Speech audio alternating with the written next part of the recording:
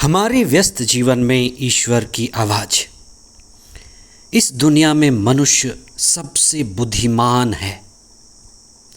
आपको कई बार आश्चर्य होता होगा जब आप बहुत बुद्धिमान व्यक्ति से मिलते हैं, उनको देखते हैं। मनुष्य कितना ही जानता है, कितने लोग बहुत समझदार हैं। ईश्वर ने मनुष्य को कल्पना करने की शक्ति दी है, याद करने की शक्ति दी है। आखिर ईश्वर ने मनुष्य को इतना बुद्धिमान क्यों बनाया? ईश्वर चाहता है कि मनुष्य ईश्वर की खोज करे, ईश्वर का अनुसंधान करे और उसकी मर्जी को इस धरती पर पूरी करे, ईश्वर का राज्य लाए। आज हम इस पर विशेष चिंतन करें। 11वां सामान्य रविवार, पवित्र त्रित्व का पर्व, 15 जून 2025। पहला पाठ सुक्ति ग्रंथ अध्याय 8 पद संख्याएं 22 से 31 तक। दूसरा पाठ रोमियों के नाम संत पौलुस का पत्र अध्याय 5 पद संख्याएं 1 से 5 तक और संत यूहन्ना का सुसमाचार अध्याय 16 पद संख्याएं 12 से 15 तक। ईशा अपने शिष्यों को कई बार डांटते थे और वे उनसे कहते थे कि मैं कब तक तुम्हारे साथ रहूं? मैं इस संसार को छोड़कर जा रहा हूं। वे कहना क्या चाहते थे? वे कहना चाहते थे कि तुम जल्दी सीखो, जल्दी समझो, जानो और पहचानो। और वे यह भी कहते हैं कि पवित्र आत्मा आएगा और जो मैंने तुम्हें बताया है उसका स्मरण दिलाएगा, वह सदा तुम्हारे साथ रहेगा और जो कार्य मैंने शुरू किया है उसको जारी रखेगा। आपने कई बार धर्मशास्त्र में दूतों को गाते हुए सुना होगा, पवित्र पवित्र पवित्र, अगियोस अगियोस अगियोस। एक बार नहीं, 3 बार।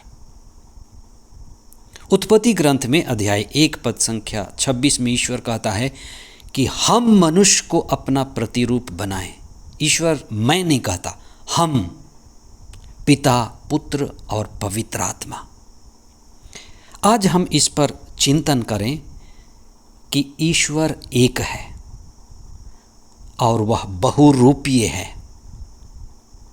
और हम कितना उसको समझ सकते हैं। प्रयत्न करें और ईश्वर के महान कार्य को देखें और समझने का प्रयास करें। ईश्वर प्रारंभ का भी प्रारंभ है। कहा जाता है God is beginning of beginning. ईश्वर शुरुआत की भी शुरुआत है। आज का पहला पाठ सुक्ति ग्रंथ यही कहता है कि ईश्वर शुरुआत की भी शुरुआत है। ईश्वर की प्रारंभिक योजना क्या थी?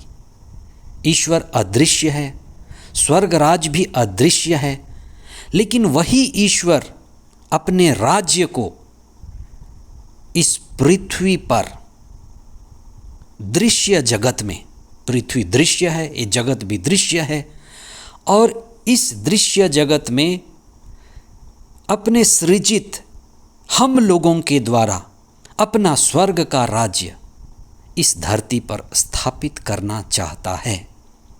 इसलिए ईसा ने हमें प्रार्थना करना सिखाया, हे पिता, इस धरती पर तेरा राज्य आवे। आप इस पर चिंतन करें।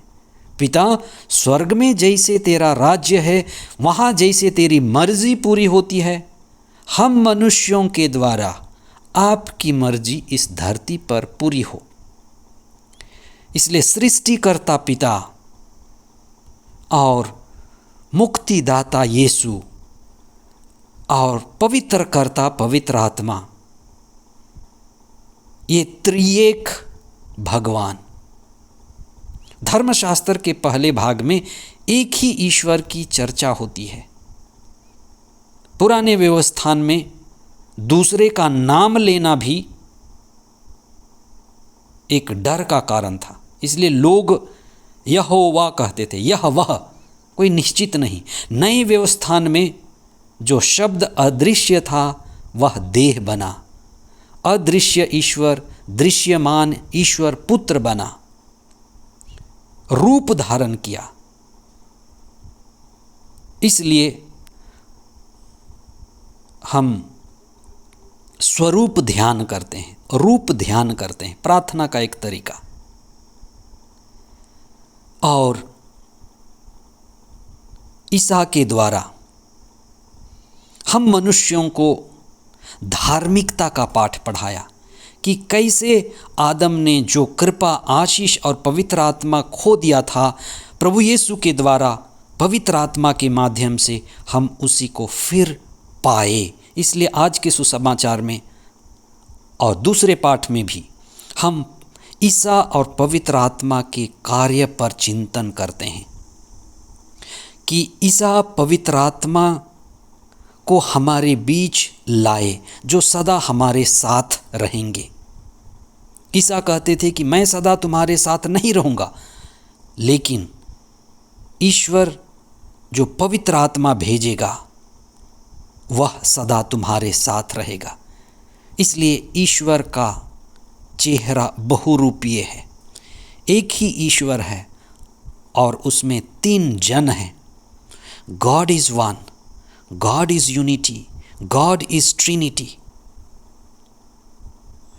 इसलिए जो दूत स्वर्ग में गाते हैं पवित्र पवित्र पवित्र, इसलिए पहला समुदाय जिसने बपतिस्मा देना शुरू किया पिता और पुत्र और पवित्र आत्मा के नाम पर, हम इसको अपने विश्वास में प्रकट करते हैं कि ईश्वर का राज्य जो सदा स्वर्ग में है इस धरती पर हम मनुष्यों के द्वारा पूरी हो। इसलिए हमारी आकांक्षा, अभिलाषा और प्रयत्न है कि हम कमज़ोर दुर्बल मनुष्यों के द्वारा पवित्र आत्मा के माध्यम से ईश्वर का राज्य आए, सारा संसार, सारा अस्तित्व पिता और पुत्र और पवित्र आत्मा के अधीन हो। आमीन।